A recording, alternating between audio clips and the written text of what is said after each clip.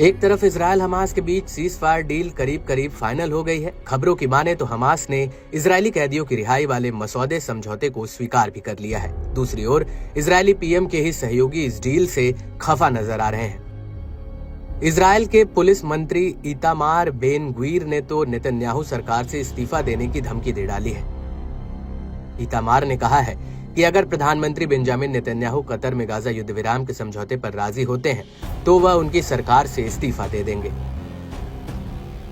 इस बीच Israeli media ने दावा किया कि नेतन्याहू ने अपने सहयोगियों के बागी तेवर को शांत करने के लिए नया फॉर्मूला तैयार किया है। दरअसल नेतन्याहू ने इतमार बेन ग्वीर और इजरायली वित्त मंत्री को एक आकर्षक प्रस्ताव दिया है। इसके तहत वेस्ट बैंक में बस्तियों का विस्तार करने और सुरक्षा उपायों को बढ़ाने की योजनाएं शामिल हैं। दावा तो ये भी है कि नेतन्याहू ने कथित तौर पर दोनों मंत्रियों को आश्वासन दिया है कि आगामी कार्रवाइयों से उनकी लोकप्रियता बढ़ जाएगी। इतना ही नहीं, नेतन्याहू ने चेतावनी दी है कि अगर बेन ग्वीर सरकार से हट जाते हैं तो सारा पॉलिटिकल बेनिफिट सिर्फ वित्त मंत्री यानी बेजलेल स्मोट्रिच को ही मिल सकता है। दरअसल बेन ग्वीर ने इस बात पर जोर दिया है कि पिछले 1 साल में उन्होंने और उनकी टीम ने हमास के साथ कैदियों की अदला बदली के सौदे को रद्द करने में बड़ा रोल निभाया है, क्योंकि ऐसे समझौते इजराइल के लिए सुरक्षा और राजनीतिक दोनों लिहाज से जोखिम भरे हैं। इजरायली रिपोर्ट्स की माने तो नेतन्याहू बेन ग्वीर और स्मोट्रिच को समझौते का समर्थन करने के लिए अब मनाने में जुट गए हैं। इस बीच स्मोट्रिच ने कहा कि मेरी आंखों के सामने सिर्फ एक ही बात है और वो ये है कि युद्ध के सभी मकसद को कैसे हासिल किया जाए ताकि पूरी जीत हासिल की जा सके।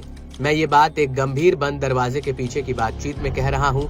जब तक ये लक्ष्य पूरे नहीं हो जाते हैं मैं न तो शांत रहूंगा और न ही चैन से रहूंगा। हम आने वाले घंटों में तय करेंगे कि अगर डील को मंजूरी मिल जाती है तो सरकार से वापसी के बारे में अल्टीमेटम जारी करना है या नहीं।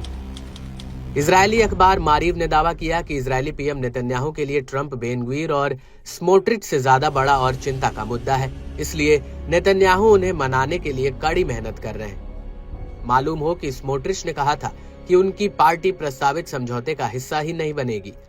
उन्होंने इसे इजरायल की राष्ट्रीय सुरक्षा के लिए एक आपदा बताया है।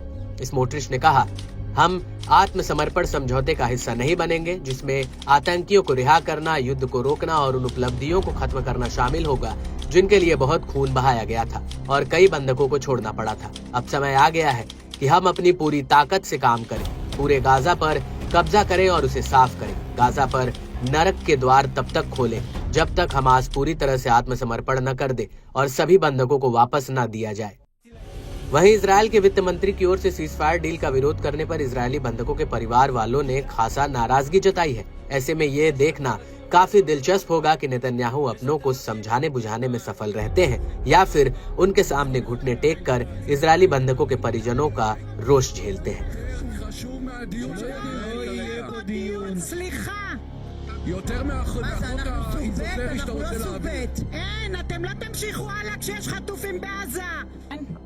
אני מקצרת. נחטפה ממסיבת הנובה, הופקרה על ידי מדינת ישראל. הופקרה השר סמוטריץ'. כן, הילדה שלנו הופקרה ואתם תשלמו את המחיר.